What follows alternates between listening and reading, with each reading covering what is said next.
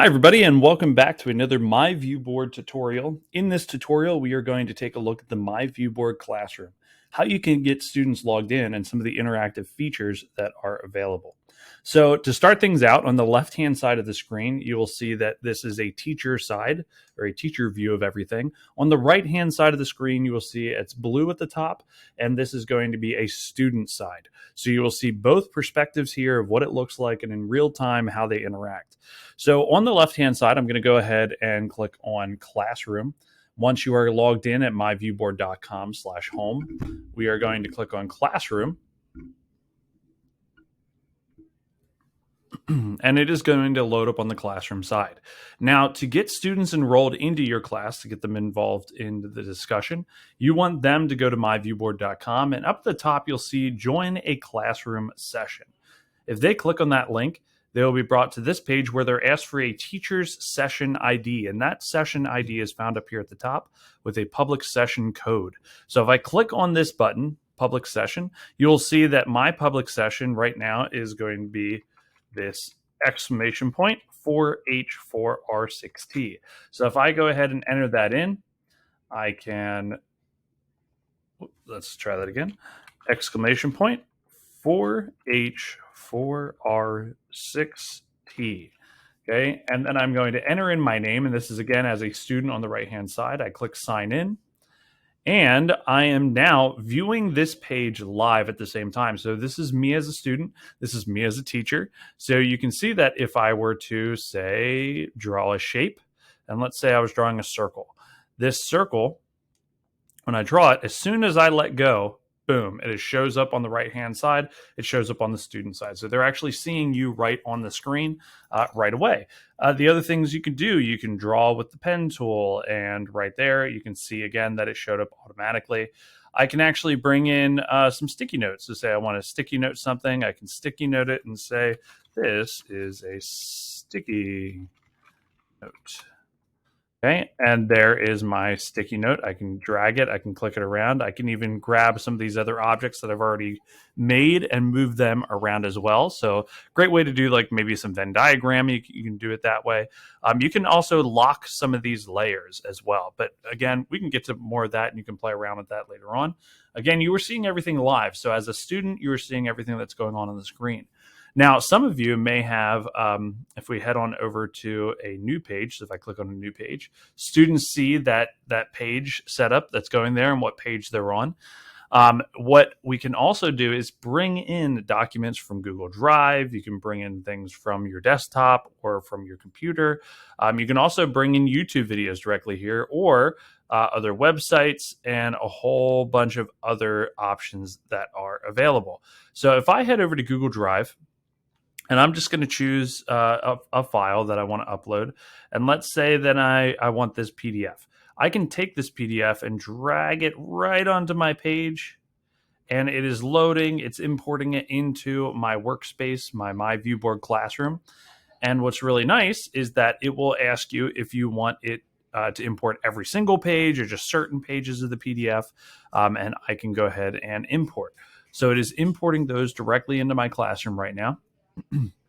And it's going to be loading up on the screen, and it's going to be generating a whole bunch of pages after this. So if you do like interactive notes with students, there you can see that it is now on the screen. So I can zoom in if I wanted to.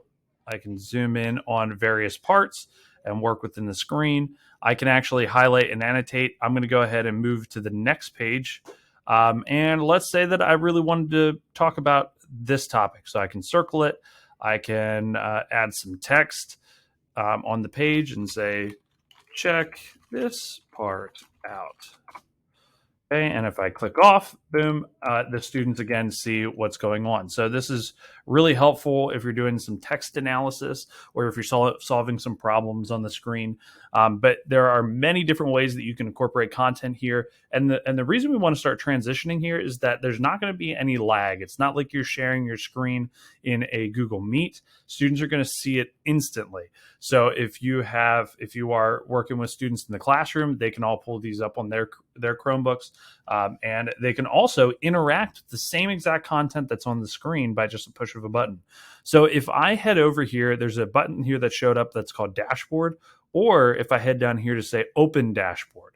What's nice about this is I'm going to be able to see every single student that is currently public and enrolled into my public session as well. So let me go ahead and try jumping in here. So I'm going to open up my dashboard, and it's going to open up all of my students that are currently active. And there is my one student, that pesky Josh Korb, is showing up right here. And what's nice is that on this side, say that I want to raise my hand.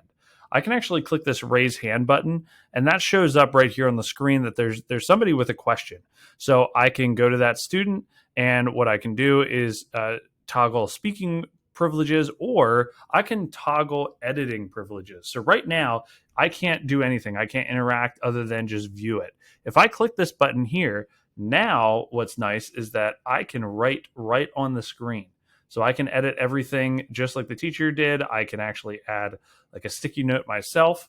And what's cool is that if I head back to my view board, I can see what the student is interacting on the page. So this is my student note.